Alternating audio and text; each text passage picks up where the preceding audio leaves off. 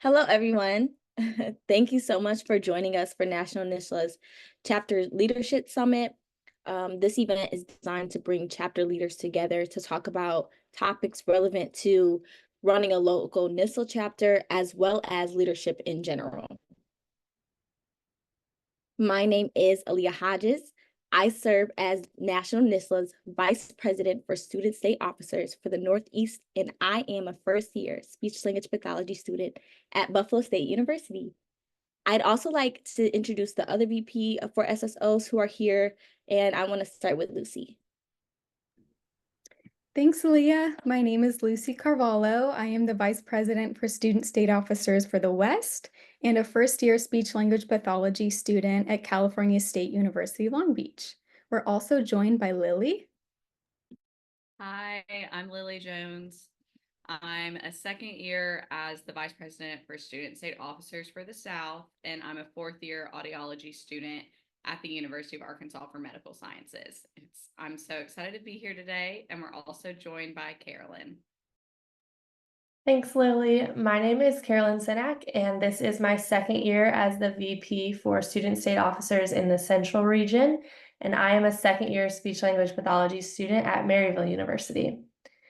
While we can't do a traditional icebreaker with a group of this size today, we do ask that you participate in our word clouds to get a sense of where we are all coming from. So please use the link that is sent in the chat to respond to a few different prompts we have. So open the chat and that link will be coming in just a second.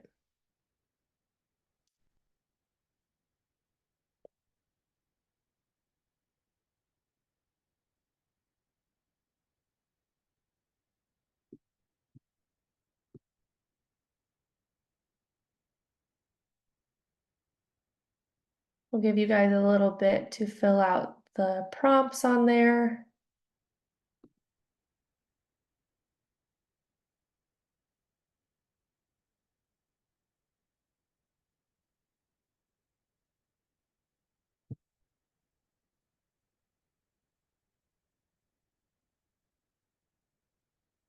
Okay, and there was a second link sent in the chat. If you can just use that second link for these. Got a lot of answers coming through.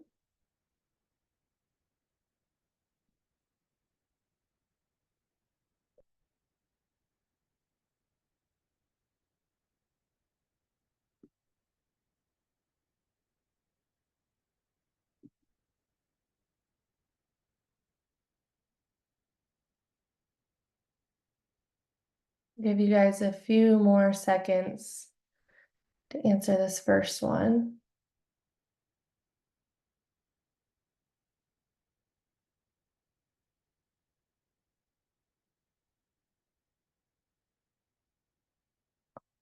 All right, it looks like people are slowing down on the first one here. So let's see what state everyone is joining us from. There we go. We have a lot of different states, as you guys can see. A lot of people from Florida, Nebraska. That's awesome. California. Now enter your chapter leadership position. It's our second prompt here.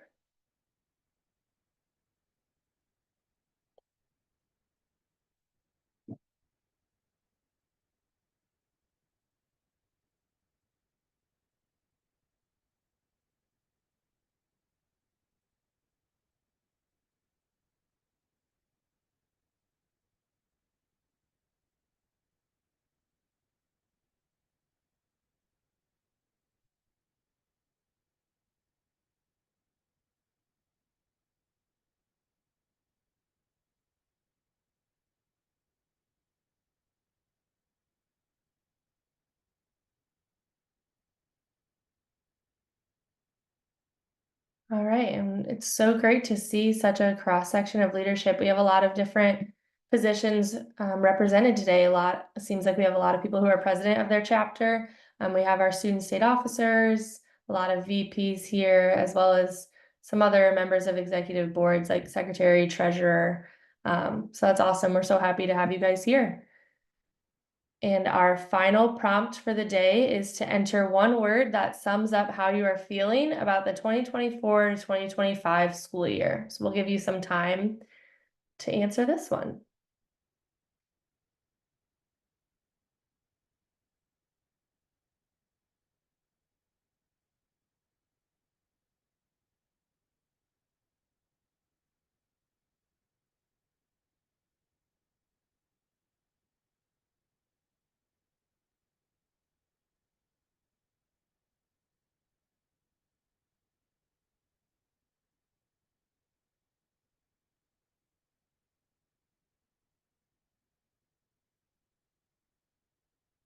Getting a lot of different things coming in, but it's super affirming to see student leaders ready to take on this year, especially with our biggest word being excited. That's awesome. We're really excited too. But we understand the nervous as well and stressed. We're all students too, so we get that. Thank you guys for participating in that and answering those prompts. Now I invite our National NSSLHA president to welcome you all today. Hi, everybody. My name is Ivy Nguyen. I'm National NSSLHA's president. I'm also a second-year speech-language pathology student at the University. Super great to be here today. And we want to give you all a huge thank you for coming out and being here at the National Chapter Leadership Summit. This is actually one of my favorite events to kick off the year with because it's so fun to meet you all and get to talk to you all. So I'm super excited for that. I think we can all agree that the community here at National NSSLHA is infectious. Note that my internet connection is unstable, so I hope you can hear me. If not, that's embarrassing. Anyway, so I'm really happy that you're here because, as we know, chapters help students learn about their future careers and give back through service and make connections with each other, which is why I'm a part of this as well. So I think we can all agree that together we are stronger. I was a past chapter leader and a former student state officer, so I know firsthand how much work actually goes into running your chapters, and I'm continuously in awe of how much that you have achieved and will achieve, how as a group, National NSSLHA really supports CSD students.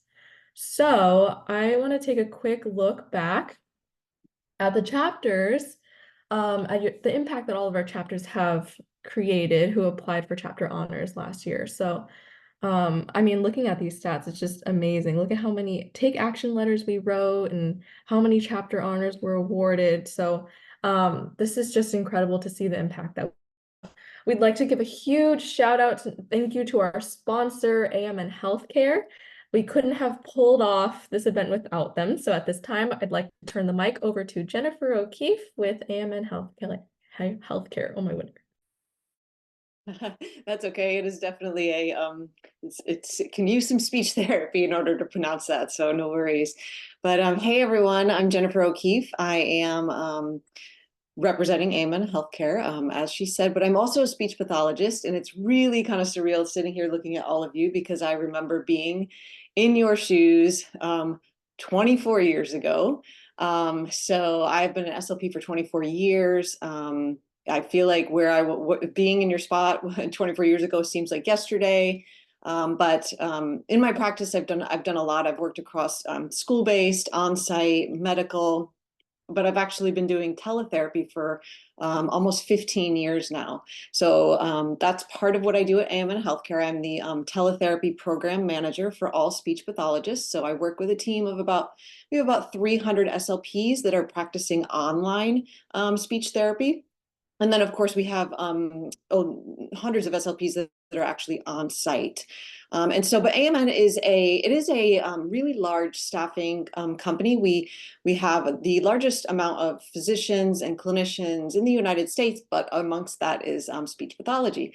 And so one of the things that's really fantastic is that leadership is one of our core values at AMN. And so I'm just happy to be here today because I know that's one of the majority of the topics and that we're going to be discussing. So happy to be here. And then I couldn't walk away without mentioning our clinical fellowship program. So at AMN, we have this amazing clinical fellowship program. So just to know and keep in the back of your minds, when you do come on board with us as a clinician and you're in that clinical fellowship year, you get multiple multiple layers of support, working with recruiters, working with clinical management teams. You get a clinical fellowships mentor that you get to stay with. We also have free CEUs, unlimited. We have lots of reimbursements for your national certifications, as well as your state licensures and your Cs. And then your employment during that time, you would be at the same site for your entire clinical fellowship year. So you wouldn't be bouncing around, which is great. And of course, we have health benefits, 401k, retirement. So I welcome you all to reach out at any point about the program, and also just welcome you to reach out and apply once you are in that stage of your career. So happy to be here, and looking forward to chatting with you all later. Thanks so much again, Jennifer, and thank you, AMN Healthcare. We're super grateful to have you here with us. I wanted to, again, thank you all for coming out and being here with us. So for the next few hours, I want you to get some ideas for your chapter, get inspired, and get ready to take this year by storm. And now I'm going to turn it back over to Carolyn for a look at National NSSLHA. Thank you, Ivy. So National NSSLHA serves nearly 11,000 students in audiology, CSD, and SLP programs in more than 350 chapters. Our mission revolves around us as students. So we want all students to feel empowered and confident no matter where they are in their CSD journey. Let's look at the focus of our summit today, which is our chapters. There are more than 350 NSSLHA chapters at universities across the US, including Washington, D.C. and Puerto Rico. And while local NSSLHA chapters are affiliated with National NSSLHA, they each operate independently. They have their own budgets, advisors, and executive board structures. We do ask that chapters affiliate with the national office every year when their new leadership takes office to help us maintain updated contact information so that we can support our chapters best. National NSSLHA works extremely closely with chapters throughout the year, particularly through the Chapter Honors Program. And this is one thing you may have noticed, that we refer to our national organization as National NSSLHA, which we know is redundant, but it's our way of distinguishing the National Association from our local NSSLHA chapters. So take a second and be sure you know which region you are in. We have the West, Central, South, and Northeast. And this does come up on chapter affiliation forms and the chapter honors application. So it is important to know what region you're in. As you can see, Puerto Rico will now move to the Northeast region this year, once our bylaw updates are approved in the fall. And remember that we have student state officers, or what we call SSOs, in each region and covering every state. And they are really great resources for you guys, especially during the school year.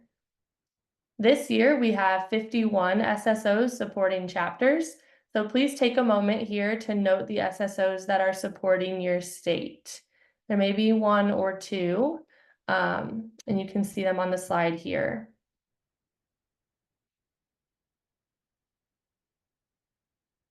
All right. I'd like to ask the student state officers who are currently here from the Western region to use the raise hand feature so that others can see you guys. Got a few popping up.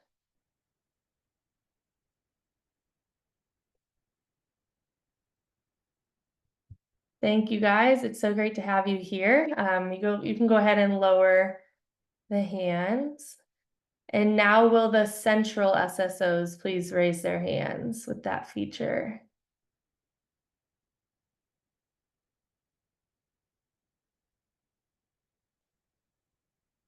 All right. Awesome. Thank you guys. And now we'll have the South SSOs go ahead and raise their hands.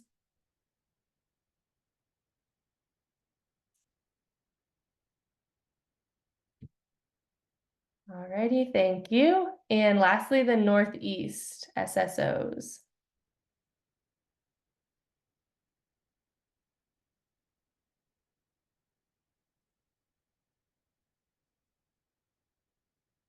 All right, thank you guys so much. Thanks to all of the SSOs that are here today. We appreciate having you, and you guys will be able to meet your SSOs in your regional meetings that we're gonna go into breakout rooms with shortly. And now that you have seen the SSOs in attendance, we wanted to quickly introduce the national office staff. Alexis and Allison are here with us today. Hi, everyone. I am Alexis Redmond. I am the Senior Director for National NSSLHA, and I just want to say on behalf of the National Office that we are so honored and privileged to support our student leaders as well as all the chapters. If at any time during your leadership years you have questions, comments, concerns, needs, please do not hesitate to reach out to the National Office. We are a mighty team of 4, but we are always here for you. If you've ever DM'd us, it's either me or Sarah answering your message. But again, we just thank you all so much for your energy, your leadership, the differences that you're making in your communities. It makes it such a pleasure to work with and for you. And now I'll hand it over to Allison to quickly introduce herself. Hi, I'm Allison Chernin, the Program and Chapter Manager for National NSSLHA, and it's so wonderful to see so many chapter leaders in one space. I've emailed with so many of you or put your information kind of into our database so that we can keep in touch and best support you throughout the year. So I can't wait to see what all of you accomplish this year, and please, keep reaching out to all of us. After this, if you have those questions and want to let us know what you're up to. Have a great time today.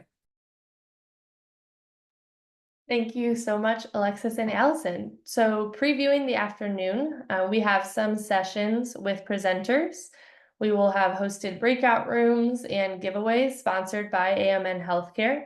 And after our regional breakouts and then a break, we will look at ways to start the school year off well. And you have breakouts to choose from. So our first giveaway will be at 3 p.m. Eastern Time.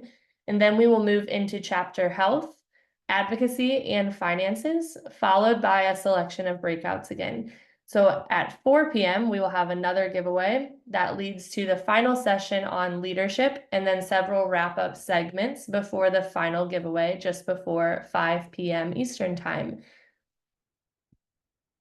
We'll now move to our regional meetings until around 1:50 Eastern Time, I think, unless we hear otherwise.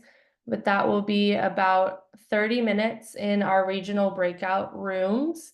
And we'll then take a screen break before starting the year off right at, 2 o'clock Eastern Time. So be sure you know which region your state is in. And if you have any current questions, please go ahead and put them in the chat. We will see you guys back here around 2 p.m. Eastern Time. If you need help on what region you're in, just go ahead and you can put it in the chat. A message should have popped up on your screen to join a breakout room, and then you can select the one that applies to you.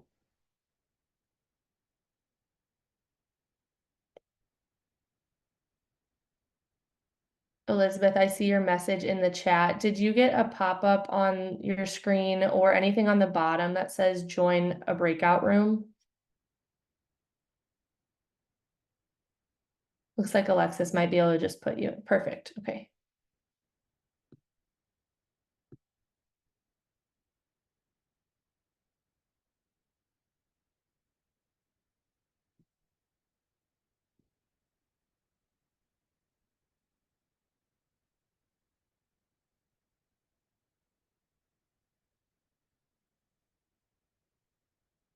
If you didn't get one, go ahead and put your state in the group chat and Alexis will get you to the right breakout room.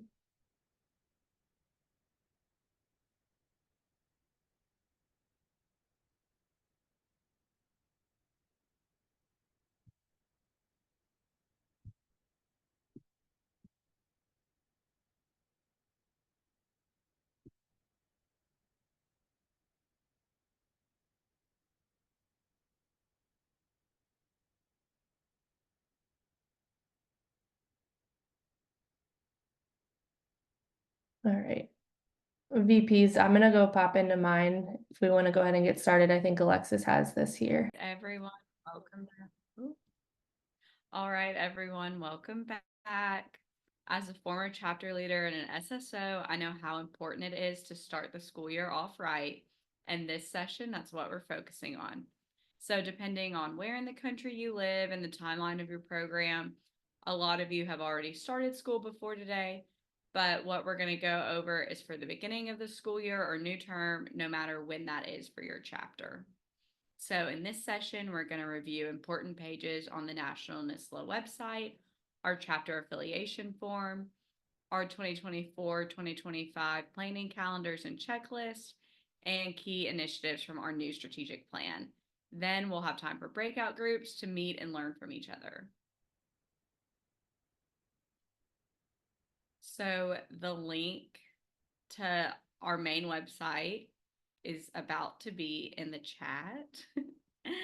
And we're going to provide you with a quick tour of that to get you familiar.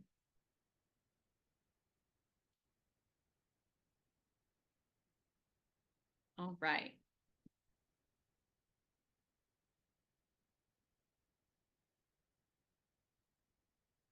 So the chapters page is going to be your go-to section of the website as chapter leaders.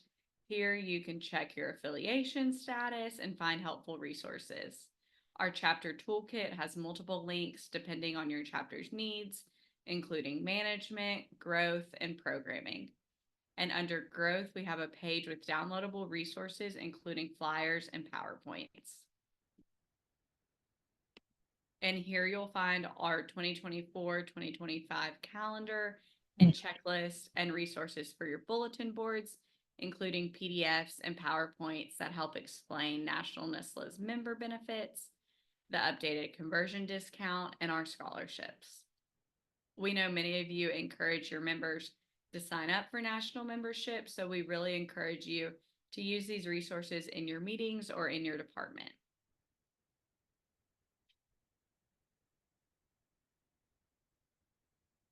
And our programming resources can help give you tips and resources to plan successful programs and provide key information to your chapter members. These are all examples from other chapters, so you can find plenty of ideas to use. And then in the membership page, this is the easiest way for students to join or renew their National NSSLHA membership, and it highlights the many benefits of national membership. And then under the chapter affiliation page, if you haven't already, most of you will fill out the chapter or will visit the chapter affiliation page at some point in your tenure as a chapter leader. And we ask that chapters affiliate with National NSSLHA each time new officers take over. And the rules and guidelines for affiliation are at the top, and the form is embedded below. And you must fill it out all at once. You can't save your progress, so wait till you're ready.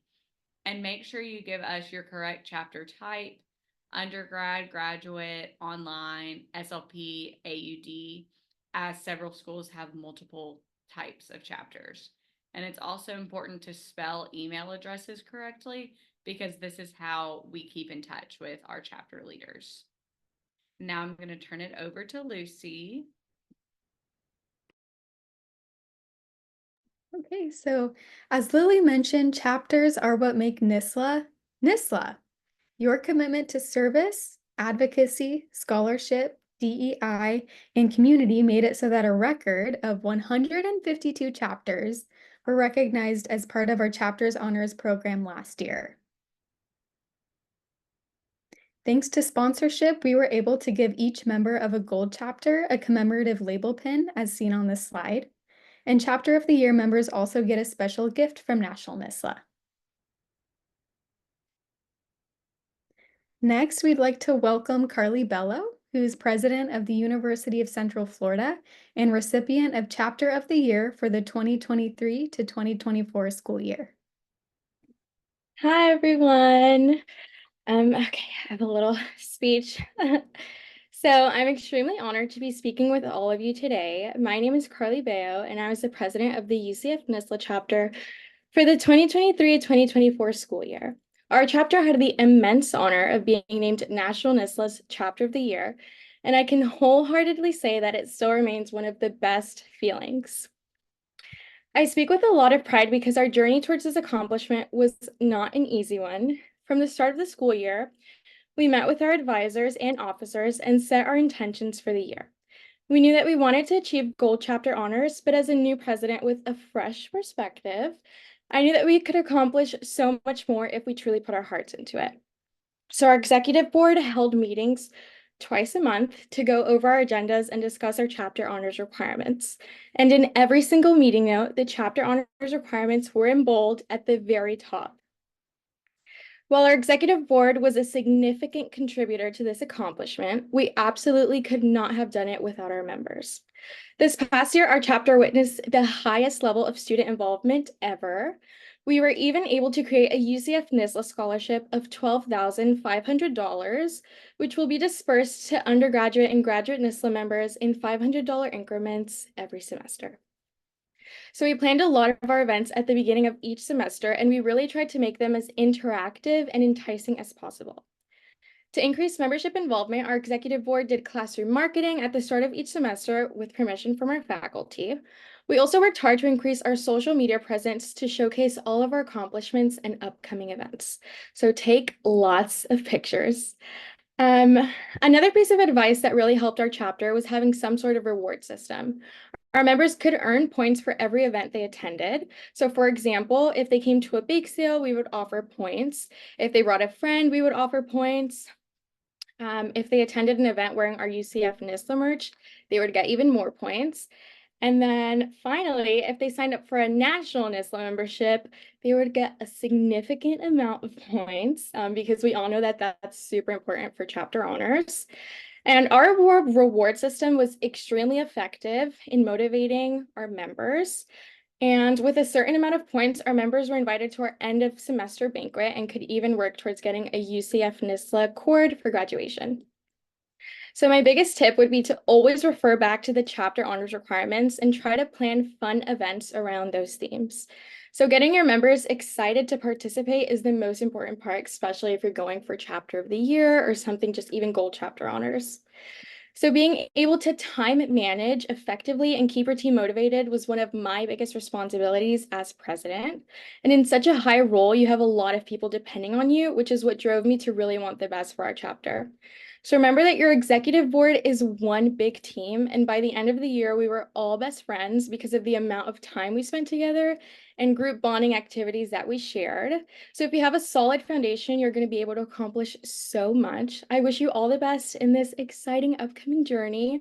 Remember to work hard, be intentional with your goals, but most importantly, have so much fun. It really was the best experience being able to lead with, my best friends. And if you ever need more specific advice or you'd just like to chat about chapter honors or chapter of the year, if that's a goal you have for yourself, please feel free to reach out to me. If it's okay, I can leave my email in the chat box, and I'm more than happy to set up meetings or if you guys just want to text me. But yeah, thank you. Thanks so much, Carly, for sharing your insight with us. That was great. And Carly will be in the chapter's honors breakout room shortly. For now, I'm going to turn it back over to Lily to discuss some of the key initiatives from our new strategic plan.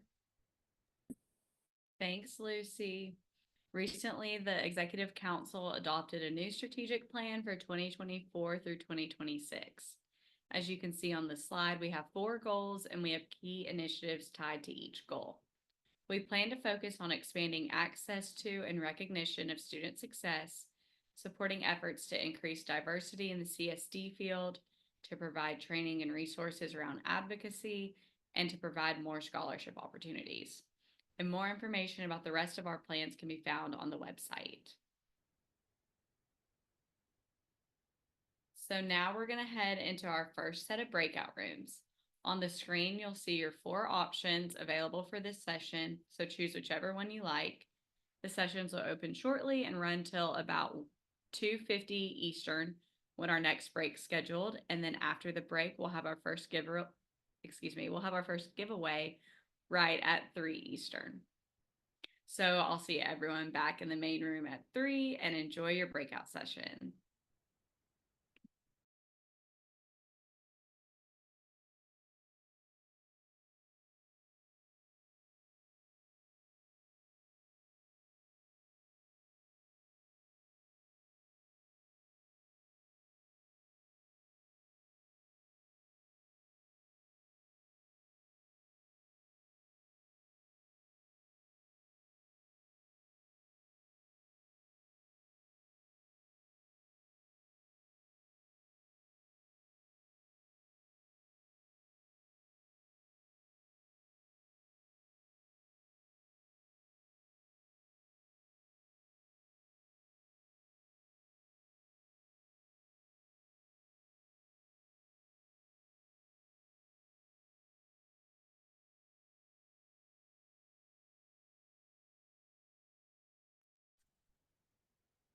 All right, welcome back, everyone. The winner of our 3 p.m. giveaway from AMN Healthcare is Mackenzie Keelan. Congratulations.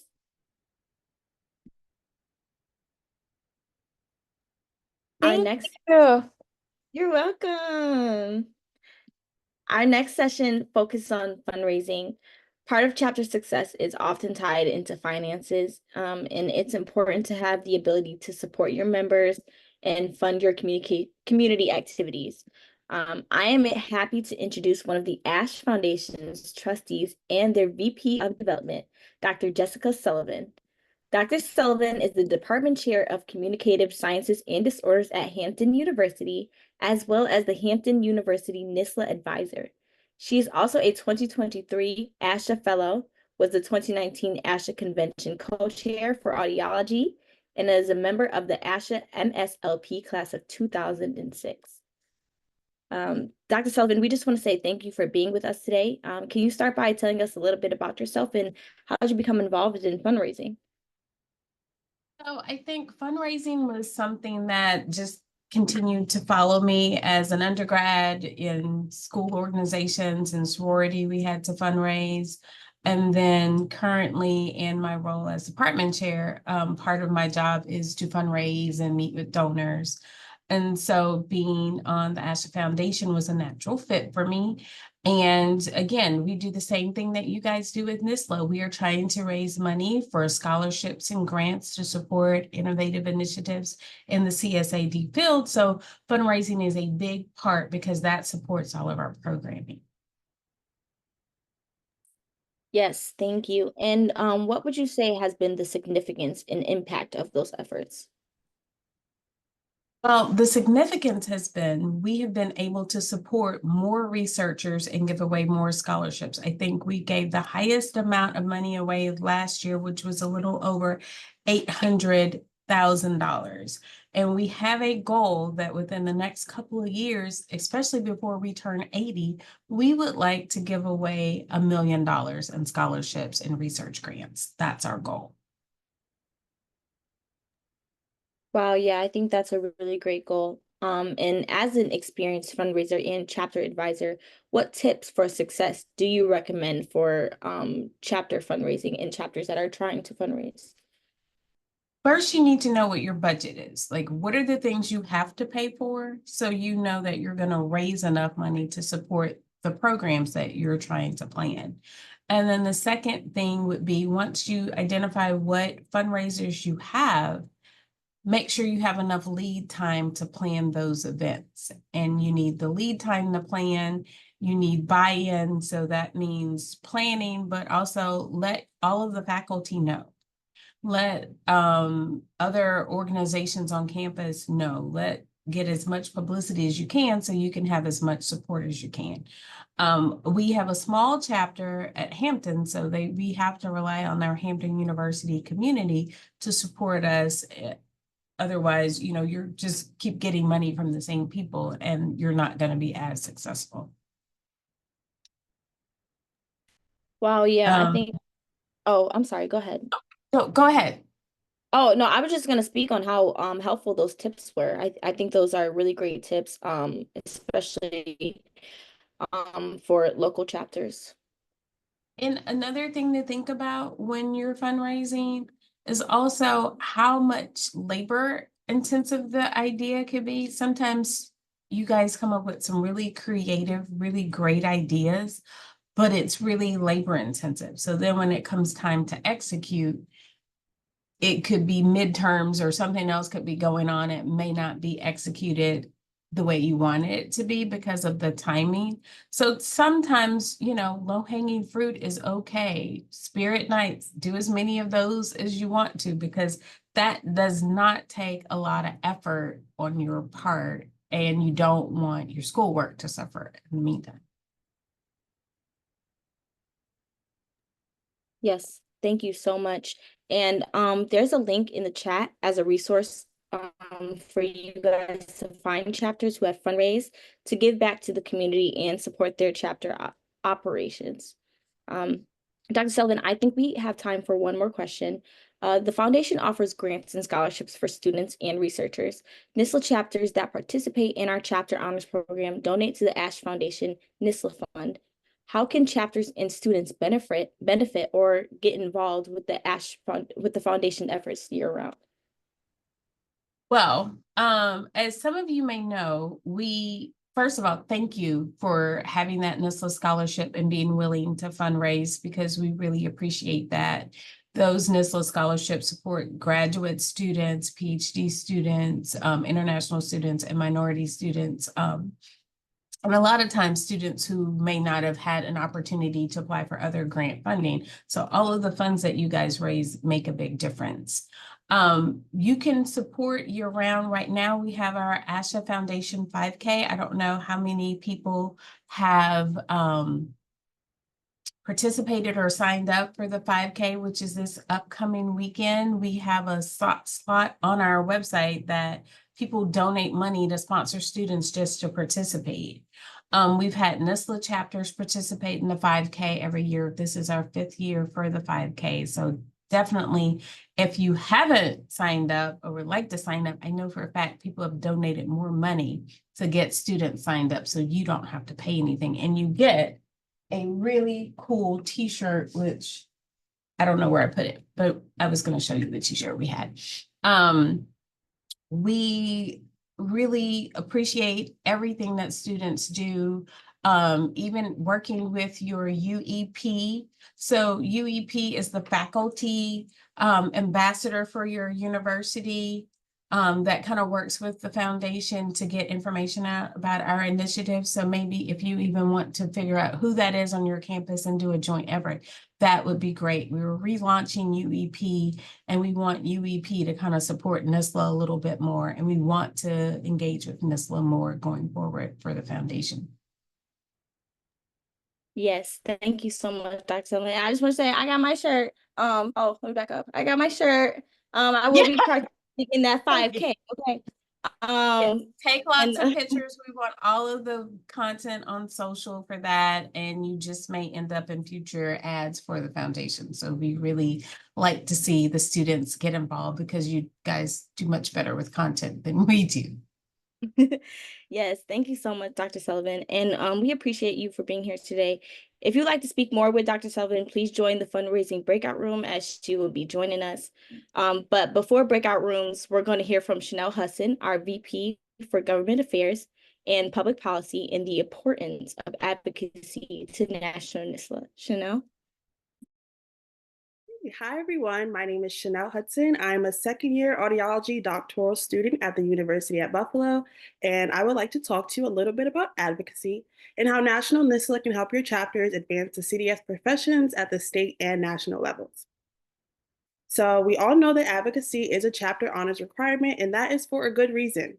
As future audiologists and speech-language pathologists, being an advocate for our clients is a big part of our day-to-day, but we also need to advocate for our profession. What happens on the federal and state level can have a big impact on how we work with our clients, how we make money, and even how we navigate treatment. That's why advocating for our interests is so important. So what does advocacy look like? Most people probably picture advocacy happening on Capitol Hill in DC, walking into congressional offices and having meetings with legislators. While that is one way to do advocacy, there are lots of other ways we can have our voices heard. Can some of you name some ways in the chat that we can participate in advocacy, or some ways you have in the past? I'll check the chat.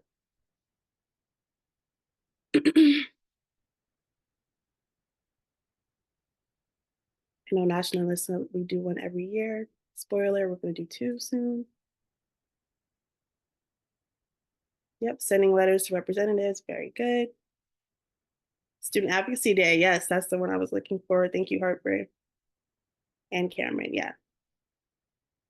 Great, so these are all, yep, social media campaigns, these are all great examples. Thank you all for your answers. So letter writing, specifically, we can use the take action letters, state association events. Yep, thank you, Harper, again. And you can also hold Zoom meetings with your legislators. So we will talk more about the take action letters on another slide. And I did want to highlight 2 important dates on the screen.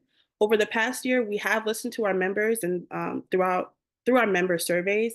And we did hear a desire for more advocacy. So this year we are adding a second date for Student Advocacy Day. So mark your calendars for October 24th and March 6th. So we'll do one in the fall and one in the spring. And these are two great opportunities for National NSSLHA chapters to come together and make our voices heard on issues that matter to us. So this October, we will be advocating for an act to eliminate interest rates on student loans, which is something I'm sure we can all get behind. Earlier, I mentioned take action letters. I wanted to show you what that looks like and how you can utilize this resource to plan an advocacy event for your chapter. It's a really great tool offered by ASHA that outlines different bills that apply to the CDS profession and allows you to quickly send off personalized letters to federal legislators about these topics. They have suggested letters pre-populated in the fields that you can modify however you like. It's really simple and really cool and very easy to use. I do have a QR code and the URL to this website in the chat. Please feel free to save this link. Right.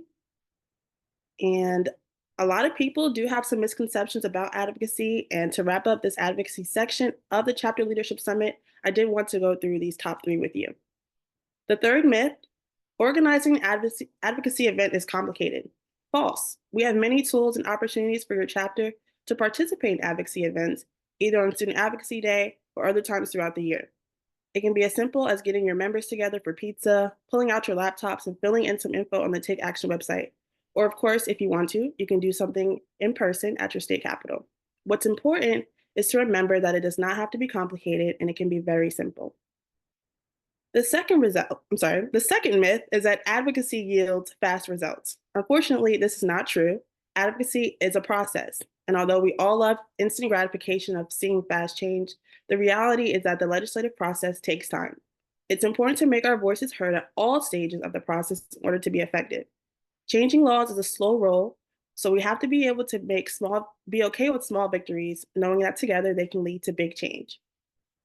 And finally, the number one myth, only certain people have the skills needed to do federal advocacy. Completely false. Advocacy is for everyone, and with the tools and methods we have available, it is something that every member of your chapter can participate in. So please feel free to reach out to me at gap@nsla.org. That's GAPP@nsla.org. If you have any questions about advocacy, or join me in my breakout room in the upcoming breakout session. And thank you so much. Thank you, Chanel, and thank you for sharing those advocacy myths. Now it's time to move on into our second round of breakout sessions. As you can see, we have 3 options, all hosted by our current student leaders. These rooms will wrap up at 3:50 Eastern Standard Time, and we will have a break until 4 p.m. where we will draw our second giveaway winner. Enjoy your discussions, guys, and we'll see you at 4.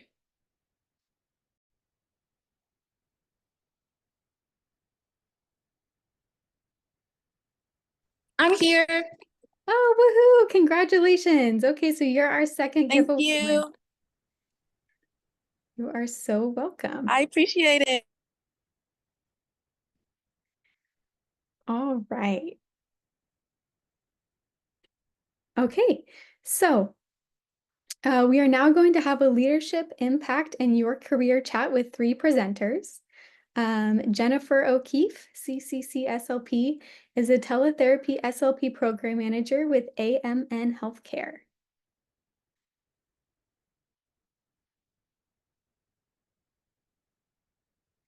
She is joined by Dr. Kia Johnson, a certified speech-language pathologist and director of the Arthur Blank Center for Stuttering Education and Research, Atlanta Satellite Campus.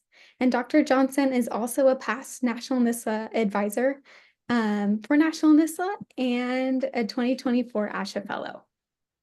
We are also joined by Dr. Kevin Cook, a certified clinical audiologist at Quad Cities Audiology Consultants. He is the president-elect for the Iowa Speech Language Hearing Association and the incoming vice president for audiology practice for the ASHA Board of Directors. Thank you all so much for taking the time to be here and to share your insight with us. Our first question is for Dr. Cook. So Dr. Cook, how has NSSLHA's and other group student leadership positions helped you in your career? Awesome. Thanks everyone for having me here. Can you hear me okay? Great. We can hear you great. Thank you. Perfect. So ultimately, I would say that the biggest thing that I've gained from student leadership was the mentors who have guided me and shaped my career trajectory. These mentors have been very impactful for me because they've helped me guide my strategic pathway of my own career. They've allowed me to say, hey, how can I get to these career goals and what do I need to do next? Another thing that I gained from student leadership is a further confidence in myself and my ability to perform at a higher level. And it's just something that I've been really excited to have had that opportunity to be a student leader and see that translate to myself as a early career professional.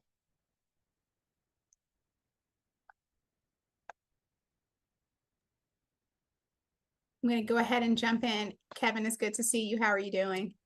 Good to see you too, Dr. J. Good. So one of the things that I think about, or some of the things I think about as a student leader, you are in a space where you are working with people who have different experiences, different levels of professionalism, different levels of experience working with a team. And as a student leader, having to guide those types of conversations and productivity and activities, it really sets you up for the professional area where you're going to be working with people who have different levels of experience, different leadership opportunities, and it prepares you to bring those people together to move an initiative forward. Exactly. And the insight and strategic planning that you are learning and you're honing is going to be absolutely imperative as you become further engaged and further involved in your leadership. So the experience you're doing now is worth it, and it's great experience that has really been valuable for myself, and it's going to show a lot of value for you as you continue to elevate yourselves and move upwards. Well, thank you both so much for sharing your insight on that. That's very inspirational to know that your backgrounds and that you've been involved with NSSLHA since the beginning. So that's very inspirational to us as student leaders now. Now for the panel as a whole, our next question, what skills have you seen translate best from student leadership to the workplace?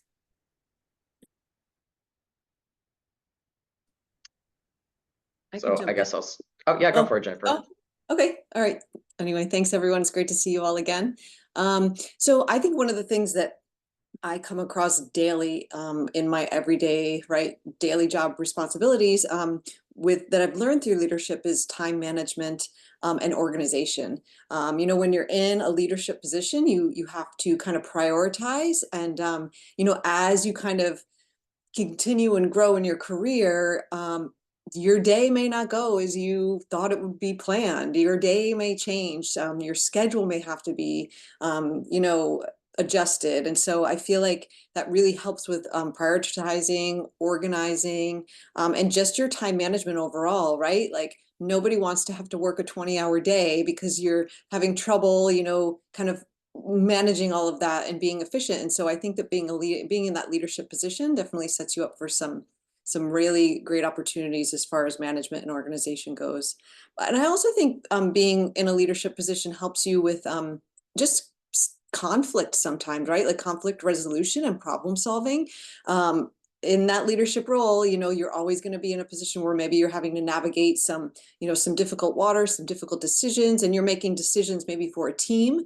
And so I think that just is a great segue to learning how to negotiate, learning how to mediate, learning how to listen to both parts of a story before you are kind of making a decision.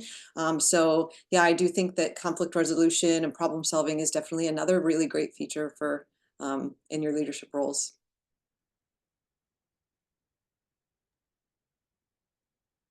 Kevin, do you want to go? I'll jump in. Go ahead, You can Kevin. jump in. It's interesting, Jennifer, because the two things that you said, we get the questions in advance. Those were the two things I thought important to mention: the time management and conflict resolution. So I'm not going to repeat what was said, but expand on it in the sense that as NSSLHA chapter leaders, I'm sure you all have maybe had some serious major conflicts, but most times it's minor things. You know, do we want to have an event on this day or that day, or who do we want to bring? Do we want to do this fundraiser or that fundraiser? That is the best practice for conflict resolution, so that you can think back to, what did I do well? What did I not do so well? What can I do better at? Because I promise, when you get into the work environment, there are going to be conflicts, and they're not going to be the basic, what day should we do this event on, or that. They're going to be more major. And what I hope that you'll do is reflect back to those opportunities where you've had some conflict as NSSLHA leaders, and think, what can I do better at? So you go into that professional experience thinking, I'm going to apply that. And then the time management, I say as a traditional professor, that you have more time on your hands now as a student than you will as a professional. And you may think, no, that is not true. It is so true. You won't realize it until you're out. But working on your time management skills and having that experience as a student will help you when it becomes time to be a professional. I definitely agree with what Jennifer and Dr. J said. Efficiency of time is absolutely crucial in performing your job. I would also say that because of National NSSLHA and those leadership experiences, I've honed a bigger picture on what barriers are addressing or are impacting my patients. Where are these higher level issues that I can fix in my day-to-day life? And so for me, I find a lot of meaning in having those critical discussions with those I serve and my patients, and saying, hey, okay, these are issues, these are barriers. What can we do to overcome those? And I think as a student leader, that's something that has been really crucial for me as I transition into a professional, is to see, okay, where are these discrepancies and how can I make a larger impact, not only for the patients I'm serving that are right in front of me, but on a larger scale. So I feel like that's also been a very crucial element and one of my major passions as to why I do what I do and why I continue to lead. Thank you all so much for highlighting those skills for us. Our next question kind of builds upon that. So how should a student position their leadership on their resume and in the interview?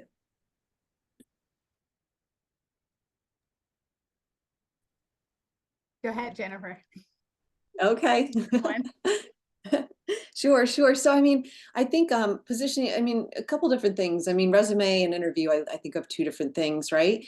I think, you know, of course, academics, right? Everybody's always going to ask about academics, but I think even furthermore from that, you know, just having a kind of a compelling statement, or kind of if you are developing a resume and you're writing a letter about your interest in a specific position, you know, I love when I get stories, when it's not just that classic um, basic cover letter or resume. I like hearing about experiences. I like hearing about stories that are relevant to you and really specific to you, and maybe something that you learned from those experiences. I just feel like that's really adds that personal touch, and I think that it's just a nice way to kind of tap into, you know, kind of a little bit of what your journey and your path has been like. And I mean, even now in your career too, like highlighting, I think back when I was in grad school and even my clinical fellow year, but just having those specific and special relationships, you're going to come across people that you really connect with and clicked with. And, you know, whether it's a professor, whether it's a coworker, whether it's a supervisor, and just really like really owning those relationships, maintaining them, and keeping them, you know, over time, because those are those are also really important, I think, when you're starting to interview and you're starting to kind of build your network. And that again goes back to that leadership, like networking and relationship building. That is another skill that you get from being a leader, and so and just continues on throughout your career. So those are a few of the things that I think of. I would definitely add on to that as well. When I think of a strong, compelling resume and cover letter, I try to identify what story am I going to tell.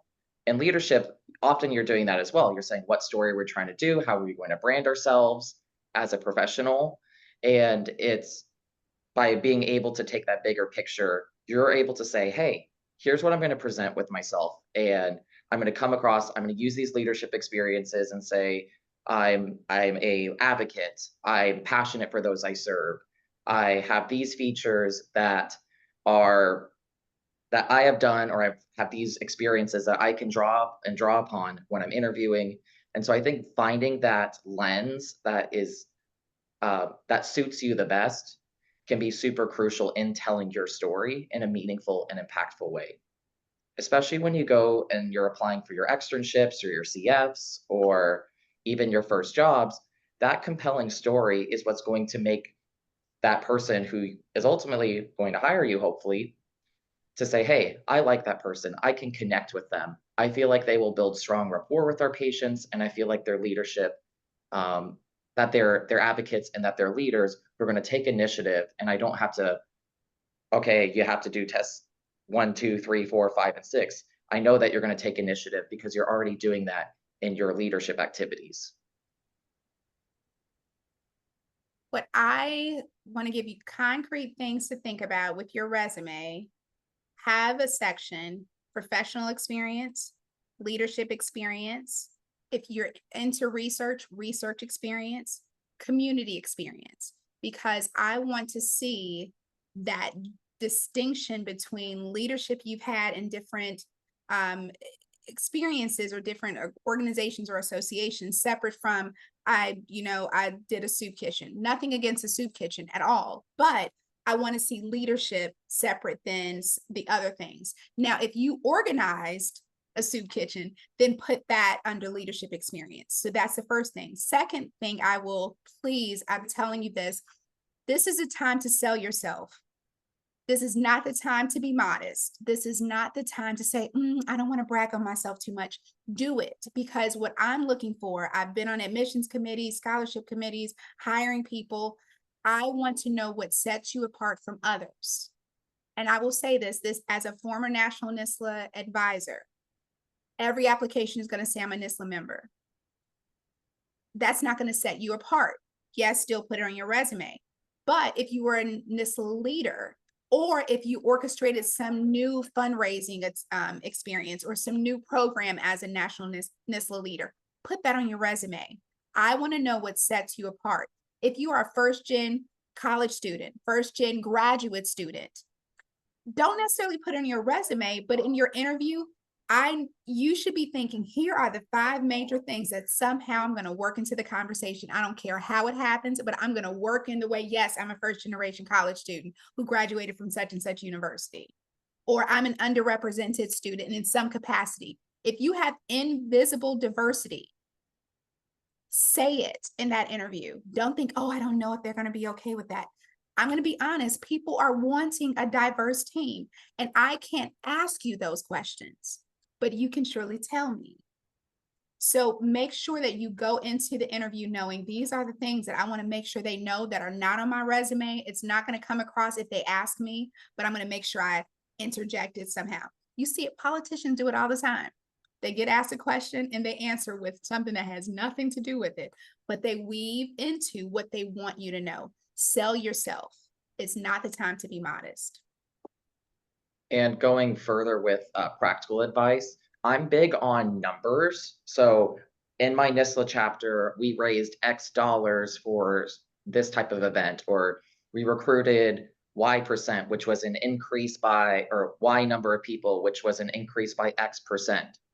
So I really like seeing what numbers, because that's something that can help organize and show your impact that you've made. So something that I've seen in resumes, a lot of students forget to include. Make sure to show that impact, and you already have that data collected. And that's really, yep, exactly. Quantify your impact. Those numbers matter.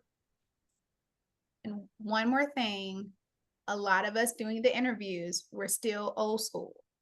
After your interview, send an email. Thank you so much for the opportunity to email. I won't say where or who, but it was close to National NSSLHA. Interviewing for roles and then sending an email afterwards to say, thank you for that opportunity. If you have any more questions, let me know. That speaks volumes. So still do that. You don't have to put the postcard in the mail like we did in the 1900s. But still send an email just to say thank you, because I'm going to remember the person who sent the email over those that may not have. 100%. And it also brings you it brings you back onto their mind too.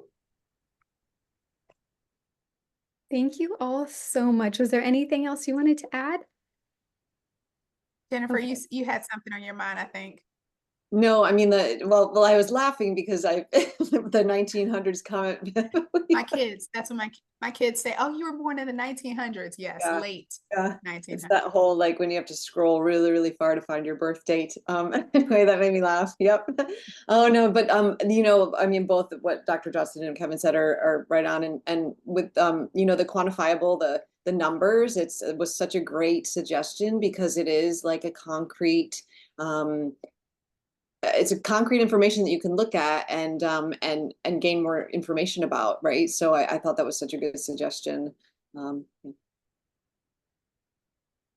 Well, thank you all so much for sharing your valuable tips and insight with us. That was wonderful. So it sounds like student leadership really gives students a strong set of experiences to draw on. So how can a student stand out when applying for grad school or for a career placement? And is there anything that you see student leaders forget to bring up? I'm just gonna jump in and reiterate the pieces that, especially that last piece, what I find that students forget to mention is the diversity.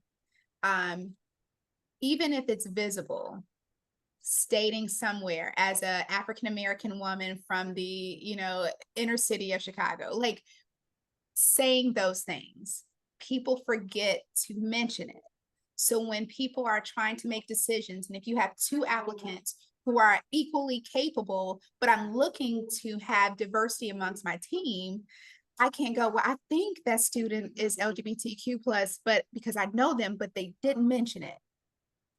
Mention those pieces, because that lets people know what you don't know about them, or what you can't. I can't assume that I know something because I may know you or may have heard about who you are. I need to go off of what you say. And so say things that I can't readily know.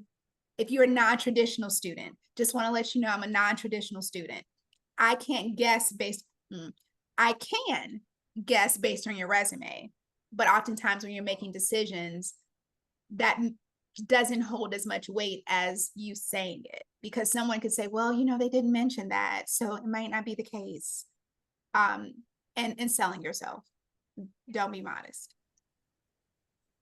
I will also, on a different note, I find that during an interview, a lot of people feel the need to be very, I'm formal, I'm presenting myself a very specific way that's not necessarily who you are.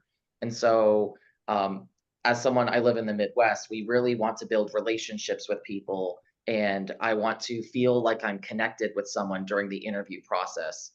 And so I like when people ask me, what do I like about the area that I'm living in? Or what do you love most about collaboration? Or those questions that help take it to a personal level is really important. So practicing interview skills with friends, and make a point to really showcase who you are, showcase your personality, because that is such a huge thing. As someone who works with people who are very positive, it's really infectious to work around. And finding that way to showcase who you are, connect with them, it's so crucial. And instead of just saying, okay, I'm here and I'm really nervous, just let it go. You know you're a good person. You know you're a strong applicant. You wouldn't get that interview if you weren't a strong applicant. So just put your best foot forward and try to relate to them on a personable level. Yeah, I really love what Kevin just said, because at the end of the day, we're all just humans, right? We're all just people, and that person that's interviewing you is just another person. And so if you can kind of look at it from that perspective, and like you said, take a breath, get the nerves out, and just be yourself. Yeah, and I can't stress enough, like, showing interest, right? Do your research before what is this? What is the background of this company? Who are some of the key players in this company? Who is the person in this company that I'm interviewing? What are their responsibilities? What are their job responsibilities? And if you can't find that information out, ask them. You know, I think one of the things that I love about my job is that we all, like, again, we invest in each other as people. We work together, but we're all people. And we all have lives outside of this job that we do. And that's what life is really all about, right? It's not just about the 8 hours or whatever the amount of time you spend doing your job every day. It's about you and your life and your family and your colleagues and your coworkers and the friends that you make. So you know, just as a fun little, and you know too, like prepare stories. Prepare your leadership stories. I love hearing personal stories. And you know what else I really love hearing is I like hearing about challenges and struggles.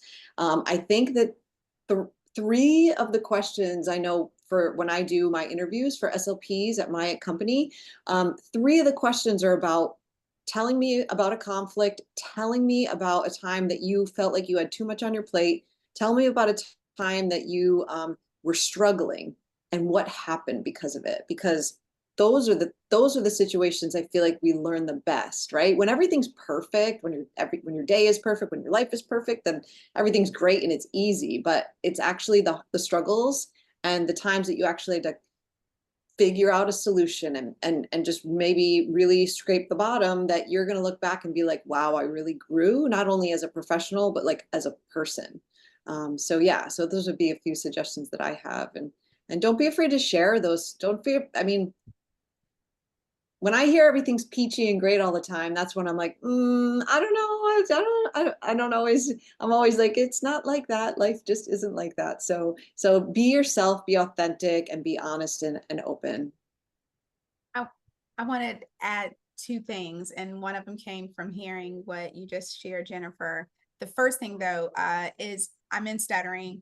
And so I think it's important to also self-disclose. If you have some communication differences that could be displayed during your interview, there's a whole literature on self-disclosure and the benefits in the interviewing process of self-disclosing at the beginning so that people understand what they may expect if you have some communication differences. And it also shows confidence and acceptance. And from the interviewee, the research says that the interviewee feels more comfortable. The research also says that the interviewer feels more comfortable as well. So it benefits you to self-disclose if you have any communication differences. The second piece was what Jennifer said. I'm going to give y'all a tip. And this is my tip. This is my tip. This is my secret tip. If you are interviewing with more than one person, I print out bios of each person I'm going to be meeting with. And I glance over them, but usually they tell you in order of your interviewing who you're going to be meeting with. I will step away to take a restroom break, a bio break, and I'm in the restroom glancing over that. Oh yeah, this person went to that school. This is who I'm going to be meeting with. Oh, they're in stuttering. I need to mention that. So when I'm meeting with them firsthand, I am able to pull any networking things. Oh, I saw you went to this university. I love it. It makes that personal connection without you having to memorize everything about every person. So when I go to interviews, I have one of those accordion type of little things with me. And I have every person I'm meeting with, their bio in there. I don't tell them that, but I'd step away in between, do it throughout the day, and I pull out the bio and glance at them in the bathroom stall. And then I go into it as if I know who they are, because then you can connect if there's something that you can connect on. That's my secret. Don't tell everybody. Well, thank you all so much for sharing your tips for success. Go ahead. Yeah, no, it's such a great secret. I think like connecting, a connection, just that word in general. I love that word, connecting. If you can find any way to connect, it could be anything. It could be where they're from. It could be, I don't know, any information you can find out, but like connecting, like that's what makes us as people kind of, it makes us feel good. It makes us remember too. It makes us remember who you are. You know, if there are multiple interviewees, that's going to set you apart is if you're able to connect. So yeah, that's a great secret. It's a very hidden secret now that we all know. Yeah, don't tell everybody. People are like, she has to go to the restaurant. Yes, I need to go to the restaurant. Well, we really appreciate all of this insight as we work to design programs to better support students in different phases of their CSD journeys. Are there any closing thoughts or insights that you have for our current NSSLHA chapter leaders before we pave the way for questions?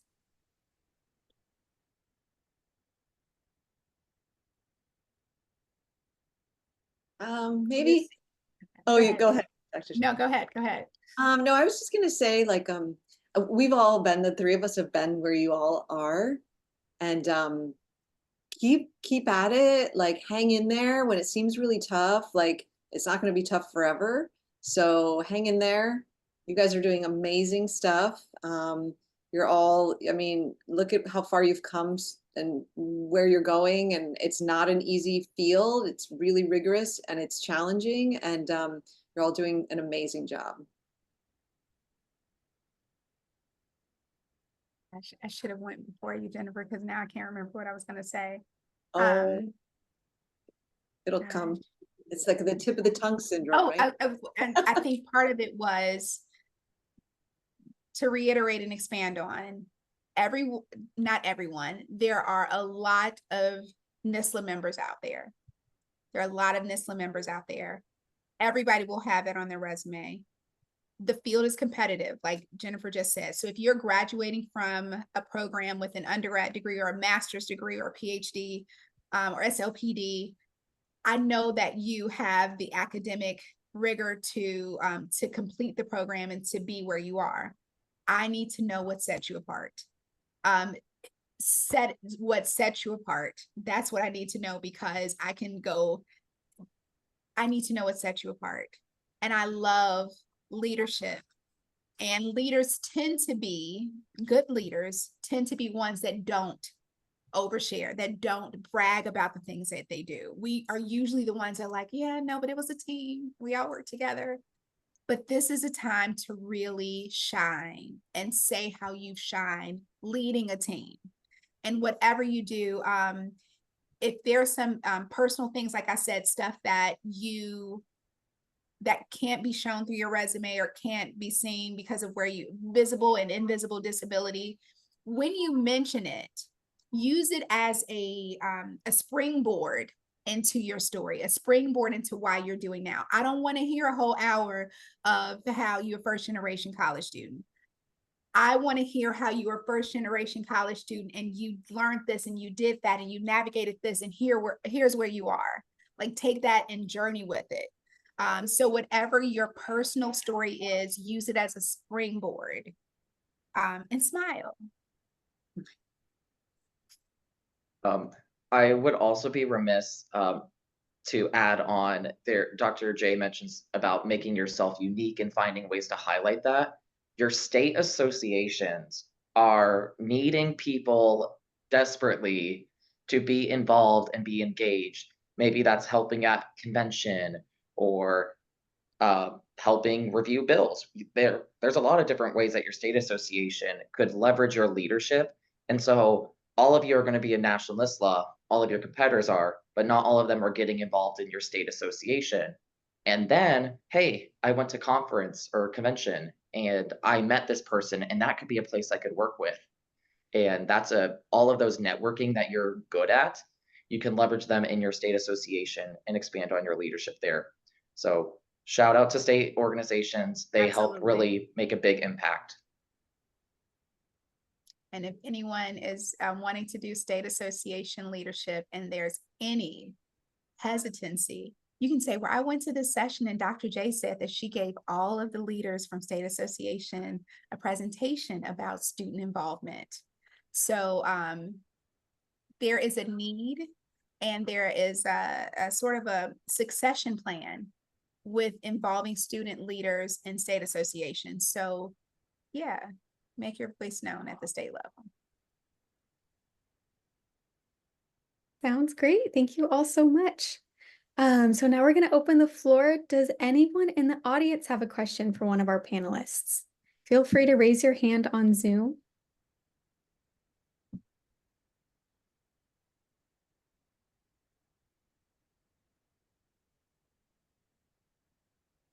Hey, Lucy Lucy. there. Oh, there we go. I can ask a question. So as leaders yourselves, how do you stay motivated when you feel like you're being pulled in so many different directions? Jed, how are you? I know you. I'm doing well. Good to see you again. Good seeing you. I won't answer that first. I'll let somebody else answer that. I can start. I think for me, though I feel like sometimes things are going into different directions, for me personally, making an impact is why I went into our field. And it's why many of you often probably went into the field as well. And so when I make an impact and I see these things that I pushed and pushed forward actually get passed, I think that's those little victories and celebrating those victories are what really motivate me. Um, and then there's also the opposite end. Sometimes things don't get through the way you would expect them to. And I like to channel that frustration into passion. And for me, that's the biggest thing that I can recommend is celebrating those victories and supporting each other, lifting each other up throughout those victories, or supporting each other when you're facing adversity. Yeah, I couldn't agree more with what Kevin just said. For me, like when I am pulled in 17 different directions, it actually motivates me because it's variety, right? Variety is the spice of life. So that actually gets me going. I find that to be really intriguing. And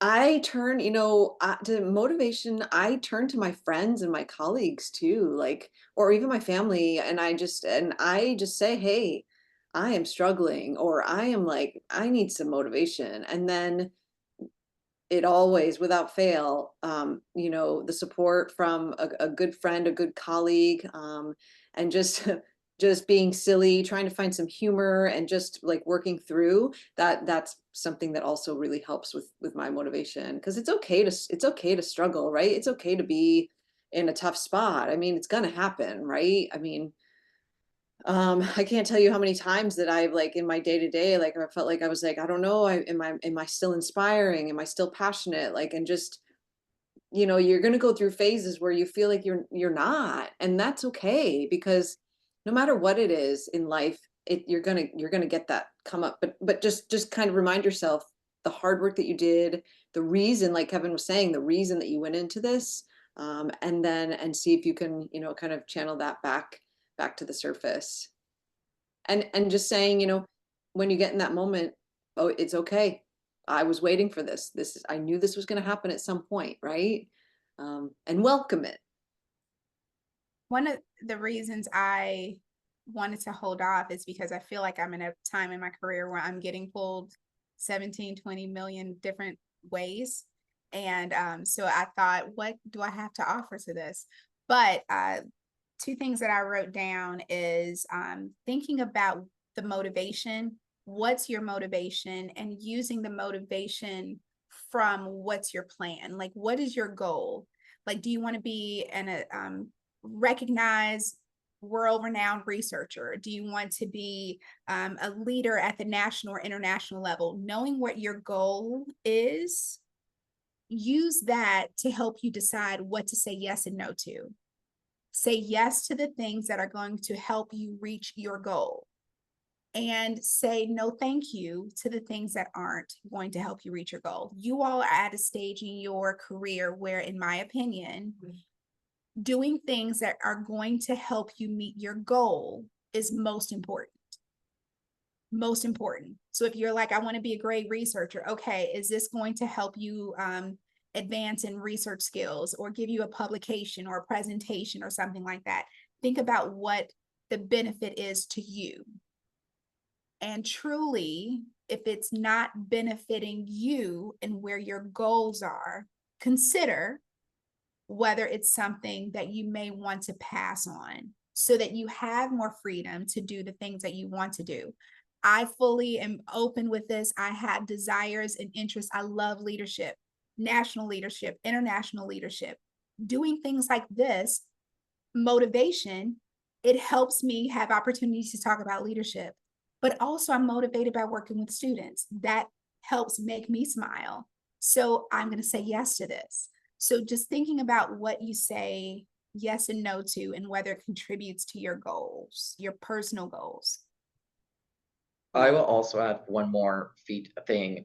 I'm someone who I work hard, but I like to play. I like to do pottery. I do fitness classes. I I like to socialize with my friends, and finding those avenues that can help recharge you if one thing is pulling you one direction. Um, I I use my creativity or oh, I today was not a good day. I'm going to go work out. I'm going to work out hard, and it's going to be um, the best thing that I can do for myself at this point in time. So finding those cute little things that recharge you um, are really actually important. And that's all I can say, that in my darkest times, or seek out those outlets and find the light through that. Yeah, and I can close just on, I love what Dr. J said about the goals and the decisions you make to work towards those.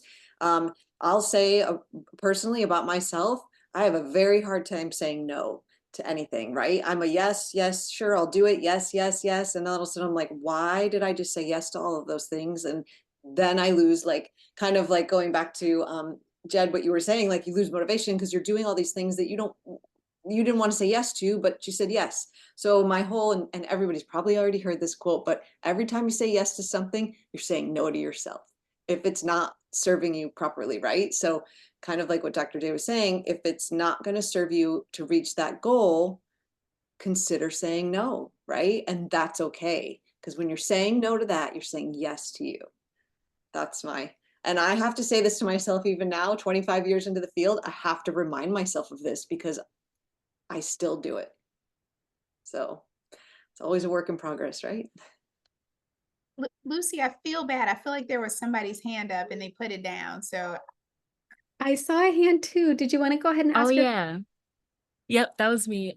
You all kind of answered it already with the previous question, but this is kind of like a two-parter. So I'm a senior in my undergraduate chapter, and right now, not only am I maintaining like leadership, but I'm also doing grad apps. Like I'm also worrying about like classes and all of that. So I was thinking like, what are some like stress-free techniques that help calm you down when you have a lot going on, not only to motivate you, but to also help you decompress, especially when everything's moving so fast. Like, how do we keep up with all of this?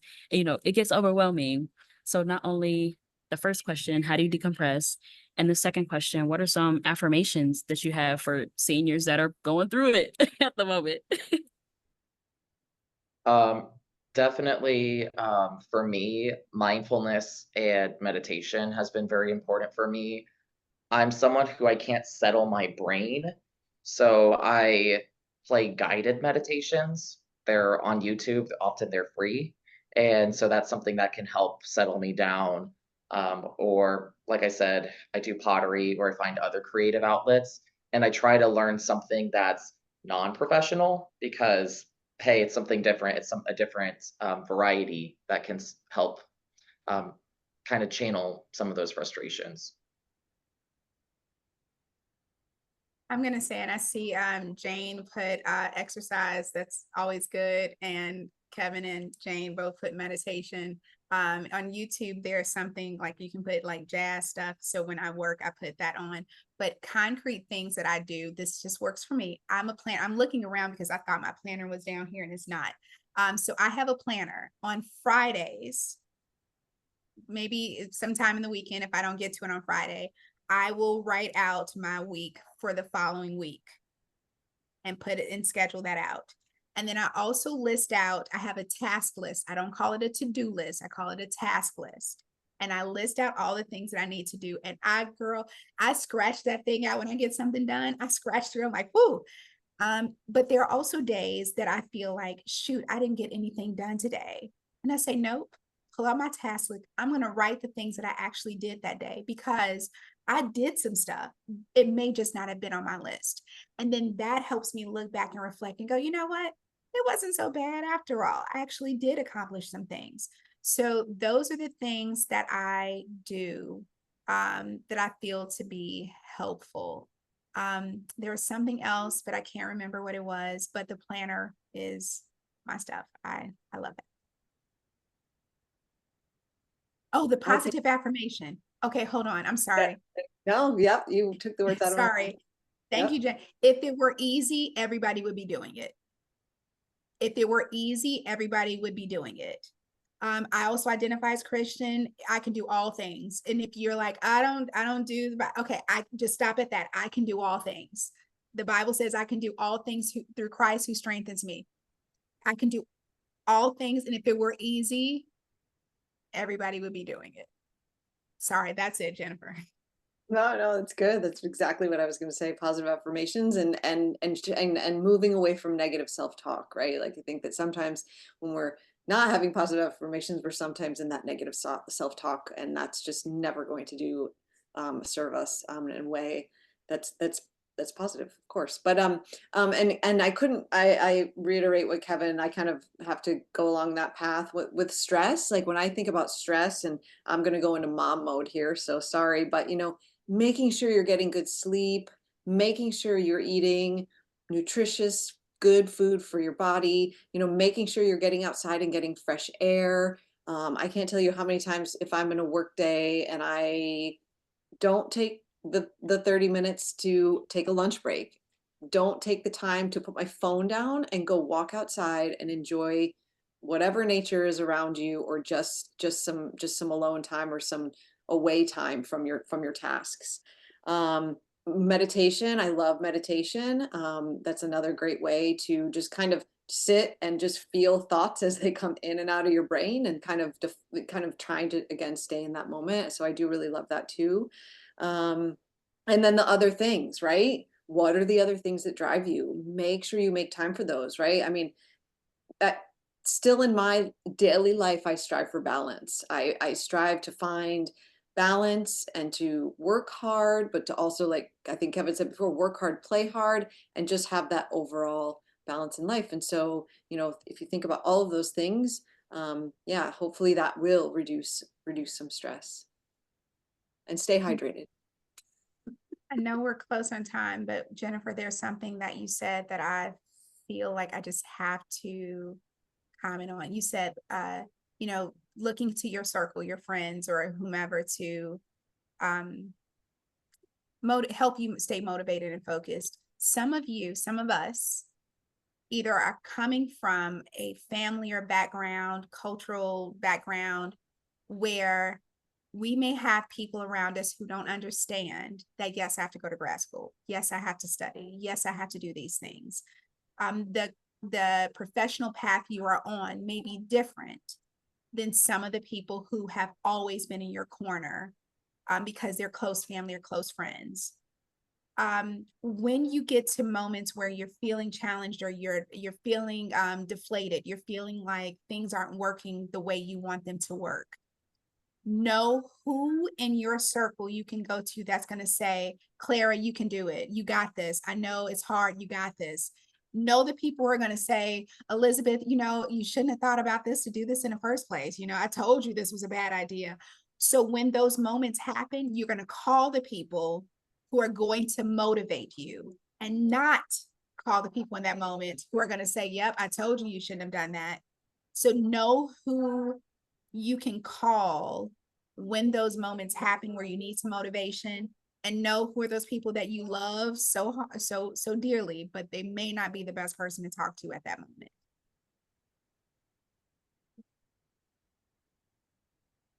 Awesome. Well, thank you all so much. This is our last question from the Q&A. So just super quickly, are programs and employers less likely to review a resume that is 2 pages long instead of 1 page? I'm going to say that at this stage or in this profession, I'm more likely expecting to see a 2-page resume than a 1. That whole 1-page resume, that is, in my opinion, my professional opinion, that's outdated. That's outdated. Now, I will say I have seen some resumes that have a nice 4x6 photo of the person on the resume. That might not be the best way to go. But a 2-page resume to me seems pretty common and expected. Not if I see a expected. sorry. Go ahead, Kevin. Yeah. I was gonna say if I see a 1-page resume, I'm a little bit worried what are they not doing, or are they not involved? Are they not engaged? And so for me, I like the 2-pager. Um, and I'm a person, I usually just send a CV because I prefer it. It helps show the depth and breadth of my experiences very well. But like Alexis wrote in the chat, it's more for um, a 1-page resume is more for corporate, and that's not quite what is appropriate for CSD. Exactly, a thoughtful 2-page resume. I agree with both Dr. J and Kevin. The 1-page theory, I feel like that's gone. That's 19 blah blah blah term. Like you don't. It's yeah. Yep. Like and like I've heard everyone say prior. Sell yourself. Like you deserve to brag about yourself and put all the information down. And if it's 2 pages, then I prefer getting that than the 1-pager. So yeah. And many of you probably have a writing center as well who can help you with your resume reviews. If you have key mentors, that's also important. I was reviewing one of my students' resumes, and it needed a lot of workshopping that could have been done first from a writing center. And I think that's something that make sure you give your best self and put yourself out there. A 2-page resume allows you to do that if it's thoughtful. Great. Well, thank you all so much for participating in our panel today. We so appreciate the chance to hear your critical career information and insight. Again, thank you so much for your time and advice today. It was a pleasure. Lucy, someone, and I won't say who, someone asked about CV templates. And so maybe that's something we can, I don't know, y'all can, National NSSLHA, maybe send something out afterwards about CVs, because that's a whole different conversation. Sounds great. Thank you.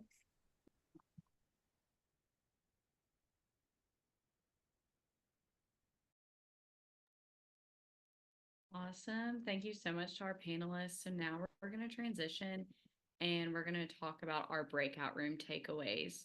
So for each of our breakout hosts who are still with us, I'm going to call on you for a second. So unmute and tell us like the top one idea or insight that really emerged from your discussion. So we'll start with Shirley, Aaliyah, or Lucy, who helped host the membership recruitment and retention for undergrad chapters. Yeah, during that breakout room, one of the observations that I noticed was that this is a common issue that we were all having with retention. And what was discussed was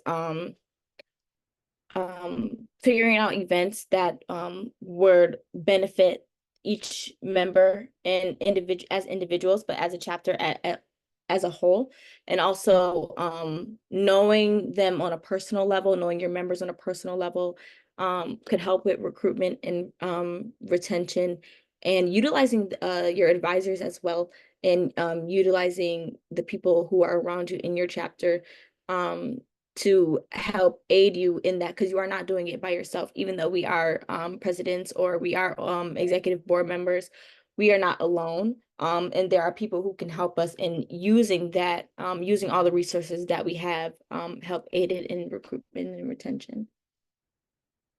Yeah, and one thing I'd like to add on that is a challenge that we discussed is some chapters seem to have a lot of members numbers-wise, but then lower involvement. So some solutions that we talked about are just finding out the interests of members to keep them coming back, sending out a poll in the beginning of the year just to see when everyone is available. Are our meetings being offered at a time that people can attend them? Having fewer events, but really focusing on making those fewer events great.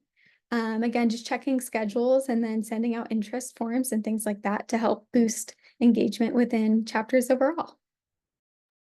Awesome. And myself, Zam, Kensley, and Nina helped host the combined and graduate membership and retention breakout room. I think I'm the only one left still on that, but my one thing is that we really talked about like being transparent on the local level as to where your dues are going to help encourage transparency and encouraging more members to join. So Carly's not with us anymore. Next, Harper Jed, could you all share one takeaway from your DEI session? Yes. Oh, You go first. yeah, okay. So for DEI, basically, we were just, a lot of students were talking about their chapters and their experience and how they have created opportunities and events and initiatives that really promotes DEI within their campus. We also talked a little bit about some barriers when it comes to hosting these events, especially in states with anti-DEI legislation or with financial barriers as well. So we just kind of went on that and just talked about some ideas to help collaborating with other campus chapters or something like that so that they can make these DEI events possible. Awesome. And we learned about fundraising with Dr. Sullivan. And so Aaliyah, if you could like give us just like one sentence about like y'all's breakout on fundraising, how that went. Yeah, one of the things that we discussed were barriers within how to fundraise in your local chapters. A lot of schools have rules and regulations that you have to follow as an organization that is on campus, and we discussed how to break those. Like one of the big ones is, well, a lot of Gen Z use Venmo, Cash App, Zelle, PayPal, but in a university you can't use that. So one of the solutions was to set up an account through a bank and get money that way. So it's a more official way, and it also one of the ways that is allowed through a school and or university. Awesome. And then Lucy or Chanel, just like a quick tidbit on the advocacy discussion.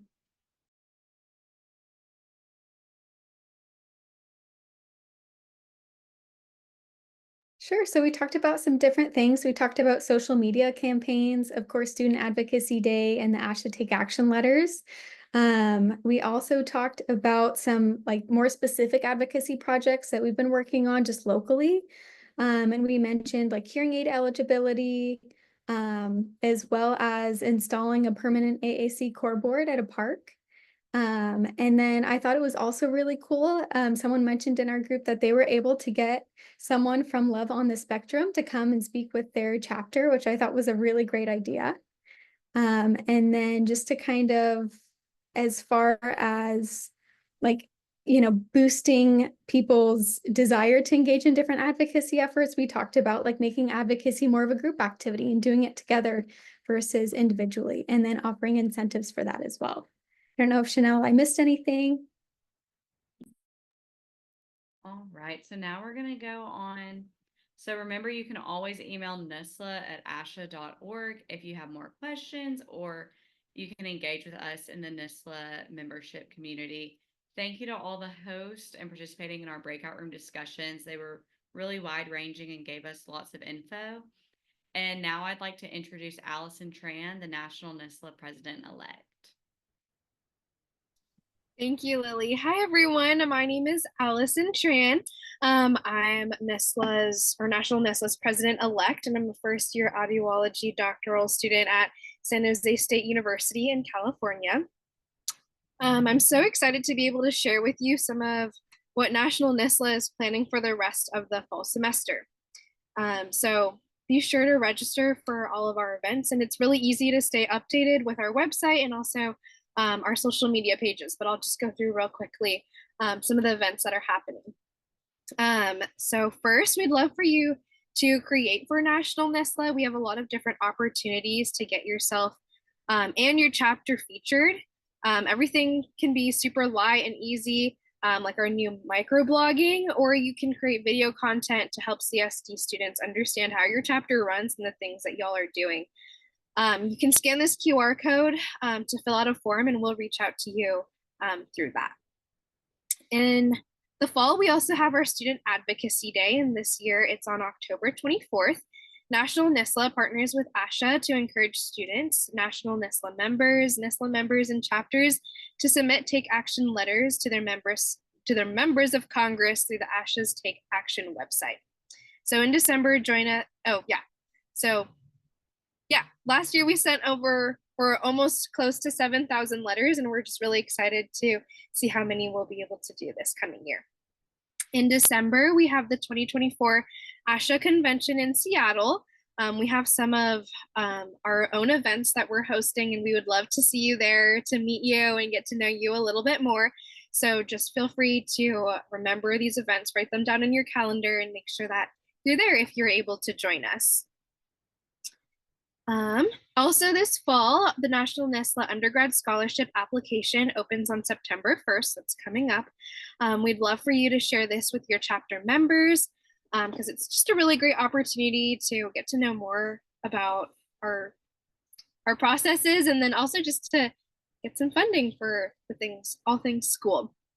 So this is open for all National NSSLHA members who are undergraduate sophomores and juniors. So feel free to share that information. It'll be on our social media and also on our website. Once again, I'd like to thank our sponsors, A&M Healthcare, for their participation in this event. The winner of the final sponsored giveaway is Jenna Messer. So congratulations. The national office will follow up with you via email. So watch out for that in your inbox. We're so thankful for your attendance. This is all the contact information for our key speakers. Please feel free to reach out, contact them further because they're really great resources and they have a lot of advice for us. This event has also been recorded and will be shared. So please also complete our event survey that we're putting in the chat right now. This just helps us to get some of your feedback for this year and also make improvements for the years to come. But thank you so much for attending today's session. I know it was a little bit of a long while, but we really appreciate you being here and hope that you learned something new. But yeah, thank you so much for being here today, and feel free to reach out to the national office, to any of your EC members, or those just listed on the screen here. Thank you so much, everyone, and have a good rest of your day.